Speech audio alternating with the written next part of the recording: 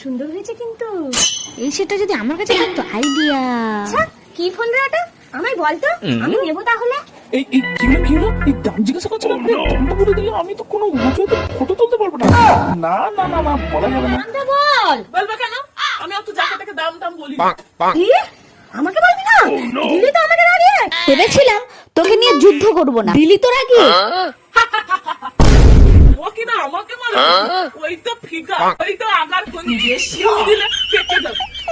ও নাকি আমাকে তুই আমাকে কি বলি? দাঁড়া দাঁড়া বলছি। তবে আয় যুদ্ধে। শয়তান, আগেই বলছিলাম আমাকে ফোনের দামটা বল। বলে দিলে তাহলে তোকে এইভাবে বলতে হতো না। দেখ কেমন লাগে।